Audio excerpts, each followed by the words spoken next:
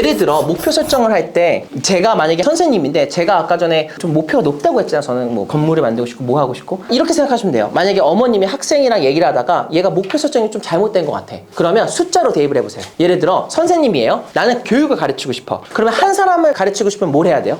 튜터. 10사람. 10사람도 튜터예요. 100사람은 어디 단체, 어디 학원이나 어디 가서 일을 하면 되잖아요. 그러면 알아서 100사람 정도까지는 내가 혼자 안 해도 해주잖아요. 내가 선생님으로서 일하면 되는 거잖아요. 그러니까 저를 한번 대입을 해볼게요. 100사람이면 선생님, 1000사람이면요? 빨리빨리 나오셔야 돼요, 답이. 안 나오면 컨설팅 하면 안 돼요. 1000사람은 제가 그냥 제 거 얘기하면 전 스타 강사였어요. 그래서 저한테 밀어주고 저는 매달 40명, 100명 이렇게 한 반이 그랬어요. 그러면 그냥 1000명 돼요. 10,000명이면 어떻게 할 거예요? 네, 유튜브랑 인강 찍어야 되고 10만 명이면? 100만 명이면 이렇게 숫자를 대입을 하세요. 내가 이걸 좀 크고 싶어. 크게 하고 싶어. 숫자 대입하면 되게 빨리 나와요. 근데 숫자 대입하는 거에 따라 다르지 않아요? 내가 해야 되는 그 업무의 사이즈가 다르지 않아요? 인강을 내가 가르친다? 그걸 팔아야 된다? 그리고 나서 내가 10만 명, 저 100만 명 하고 싶어요. 그럼 TV에 나와야지. 책 써야지. 그러면 애초에 내가 100만 명을 달성하고 싶으면 책과 TV에 나오는 스타 강사가 돼야 된다는 뜻이에요. 그러면 내 목표가 애초에 교재를 만드는 거지 그냥 있는 교재를 쓰면서 애들을 가르치지 않겠죠. 목표 세팅이 너무나도 중요하다는 뜻이에요. 내가 어떤 목표를 갖고 있느냐에 그 인생이 달라지는 거예요. 근데 저는 제가 학생들을 가르칠 때 요것들을 해요. 일단은 제가 첫 번째는 아까 전에 얘기한 것처럼 목표 세팅이 되게 잘 되어 있어야 된다는 거예요. 차라리 그냥 애초에 IB처럼 만들어 놓으세요. 그럼 어차피 반 가면 IB 반, IB처럼 세팅하면 IB 이렇게 되는 거예요. 그렇죠? 그리고 두 번째는 뭐냐면 학생을 완벽하게 이해를 해야 돼요. 그러니까 저 같은 경우에는 제가 이제 컨설팅인데 애가 만약에 10학년이에요? 그럼 저는 이 친구의 10학년까지의 삶을 모르잖아요. 그러니까 지금 제가 만든 게 뭐냐면 이 친구한테 레주메를 쓰라고 하고 이거 제가 만든 질문지예요. 너가 언제 가장 어펙티브하게 커뮤니케이션을 했니? 라는 질문이란 여러 가지 질문들에서 이 친구가 이거를 자세하게 써줘야 돼요. 그리고 이 다음은 뭐냐면 내가 please answer following questions 하면서 조금 더 자세하게 그 너가 잘하는 것들에서 자세하게 얘기를 좀 해줘.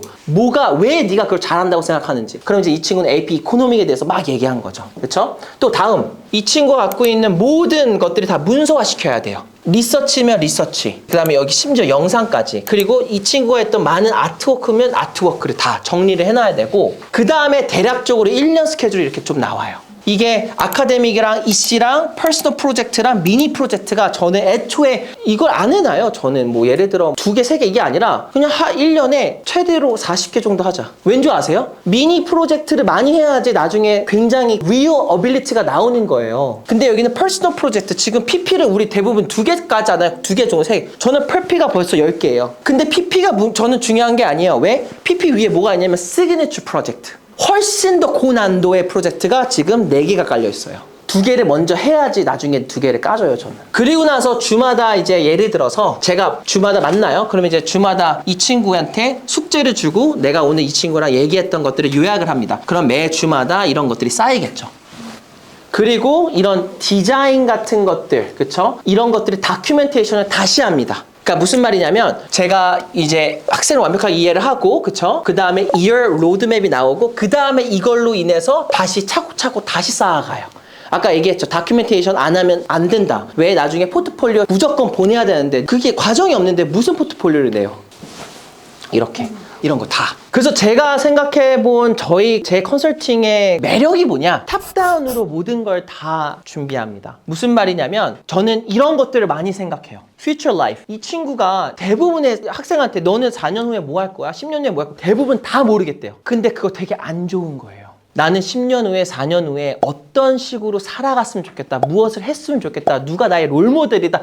이런 것들은 조금 정의했으면 좋겠어요. 이거 제가 해요. 근데 대부분은 뭐 좀 반박을 했으면 좋겠는데 막 오 좋아요 좋아요. 아우 나 그렇게 살고 싶어요. 와 이거 돈 얼마 벌어요? 막 이러면서 future life를 좀 정의를 하고요. 다큐멘테이션을 좀 크게 생각을 해봐요. 그러면서 내가 다 필요 없잖아요. music, art, photography, video 이거 다 해야 되지 않아요. 그러니까 다큐멘테이션도 다 본 다음에 이 친구가 할 수 있는 것들을 이게 무슨 그림이냐면 탑다운 피라미드라고 해서 대부분 피라미드가 이거잖아요. 근데 우리가 뭔가를 할 때는 이걸 뒤집어야 된다는 뜻이에요. 먼저 크게 생각을 하고 보고 파스빌리티를 다 생각해 본 다음에 거기서 추려가는 거예요. 대회도 그냥 좋다고 하지 마세요. 정말 IB 학생들은 어떤 대회에 들어가냐면 아무도 몰라 이 대회. 미국의 어떤 블로그 대회인데 그냥 그거 들어간 거예요. 그래서 그냥 요번 달 이 author가 되게 유명한 author인데 자기가 조그마한 대회를 열었는데 내 글 당첨됐대. 그런 대회도 되게 좋아해요, 미국은. 대회는 그냥 구글에다가 Best High School International Competitions. 그러면 첫 번째 페이지에 다양한 컴피티션들이 다양하게 좋다고 다 나와 있어요. 근데 그 중에 모든 컴피티션을 들어가지도 못하고요. 되게 컴페리티브한 대회에서는 우승도 못할 겁니다. 그럼 그거 해봤자 뭐가 문제가 되나요? 그러니까 어떤 형식으로 트위스트를 하냐면 요즘은 내가 할 수 있는 것들을 하긴 하는데 대회를 만들어버리거나 뭐 이런 것도 있죠. 저는 정말 극혐합니다. 왜냐면 그냥 네 그릇을 되게 작게 만드는 거잖아요. 넌 혼자 못해. 내가 해줘야 돼. 뭐 다. 레이팅도 다 만들어 놓고 지금은 네가 3, 3, 4, 4인데 나중에는 2, 2,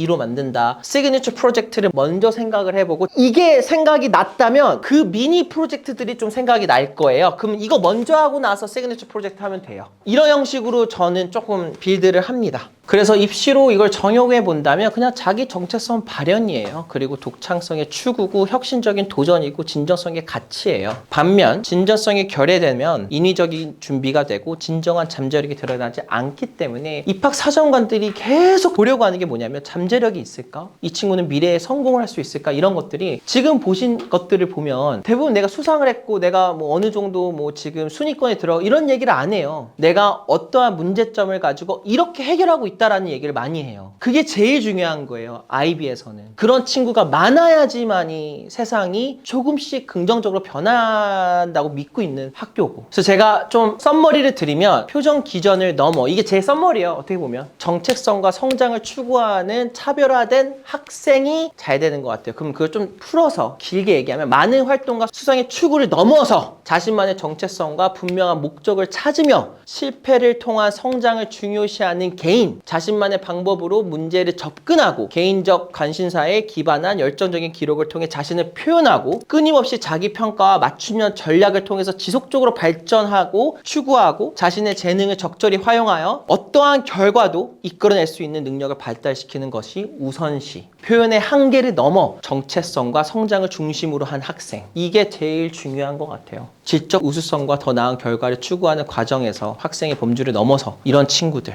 제가 학생을 꾸미는 방법입니다. 한 학생이 옵니다. 그럼 이 학생의 모든 인생과 노력과 성과를 일단 먼저 이해를 해보려고 노력을 하겠죠. 그게 다큐멘테이션이에요. 그래서 이걸 다 골 세팅부터 이런 것들을 다 해봐요. 업사이드 다운 피라미드에서 요거를 먼저 이해를 해보려고 해요. 이게 한 달 정도 걸려요. 한 달, 두 달. 왜냐면 이걸 준비하는 기간도 걸리겠지만 학생이 제가 읽는 기간도 있어요. 그럼 이거를 정말 열심히 준비하면 거의 한 몇십 페이지 정도 되는 가량의 문제를 저한테 주겠죠. 제가 다 읽어보고 다 시나리오를 한 몇십 번 굴려봐요. 그리고 나면은 이렇게 하나, 둘, 셋 테마가 생겨나요. 혼자 하고 싶으시면 이렇게 하시면 돼요. 하나, 둘, 셋. 그게 예를 들어 사이콜로지가 될 수도 있고 히스토리가 될 수도 있고 수학이 될 수도 있는 거예요. 근데 요거를 저는 수학, 히스토리, 사이콜로지라고 하면서 접근을 하지 않고요. 그것보다 더 크게 접근을 해요. 예를 들어 수학을 가지고 얘기하는 것보다는 apply라는 단어를 가지고 접근을 해요. 그러니까 조금 더 브로드하게 저는 봐요. 제가 예를 들어 교육을 하고 싶은 이유가 에듀케이션이잖아요. 그러면 그쵸? 아니면 사이콜로지라고 할게요. 그러면 저는 요걸 가지고 짜는 게 아니라 제가 믿고 있는 하나의 신념이 뭐냐면 파워예요. 파워. 힘. 사람은 무조건 그 누구든 힘을 가질 수 있다는 거예요.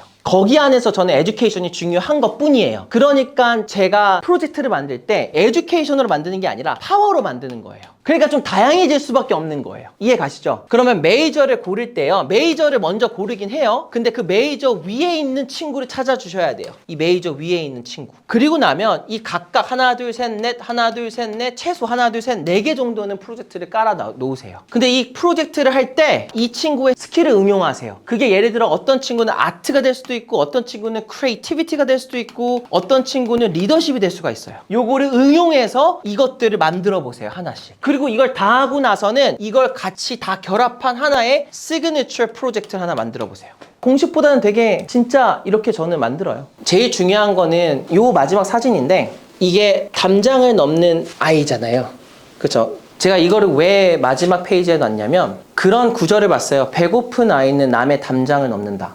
근데 제가 지금까지 학생들을 많이 가르치면서 이렇게 상담을 왔을 때나 아니면 제가 이렇게 소문으로 듣거나 아니면 여러 가지 찾아보면 이 배고픈 아이들이 되게 많은데 방향성이 좀 잘못돼서 나쁜 것들을 하는 친구들을 많이 봤어요. 대피를 한다든지 없는 수상을 만든다든지 제대로 된 자기의 진짜 능력으로 인턴십을 받는 게 아니라 모든 걸 다 돈으로 해결하려고 하는 사람들. 이게 잘못된 거 아니지 않아요? 이 친구한테 감옥 가라고 할 수 있어요. 배고파서 담 넘었는데. 근데 이 시기가 가장 배고픈 시기일 것 같아요. 되게 뭔가 하고 싶고 뭔가 모르겠고 뭔가는 해야 될 것 같은데 어떻게 하지? 근데 여기서 중심을 어머님들이 잡으셔야 돼요. 그거 다 해서 다 돈으로 막 예를 들어 인턴십 사고 해서 다 좋은 데 들어가면 괜찮아요. 저는 그것도 나쁘지 않아요. 돈은 뭐 재능이니까. 근데 가서 잘할까요? 한 번만 고민해 보세요. 뭔가를 하기 전에, 뭔가를 쓰기 전에, 뭔가를 하려고 하기 전에 내가 얘를 망치는 걸까? 도와주는 걸까? 한 번만 생각해 보시고 결정을 하면 너무나도 좋은 컨설팅 혹은 또 멘토십 혹은 어머님의 교육이 되지 않을까요?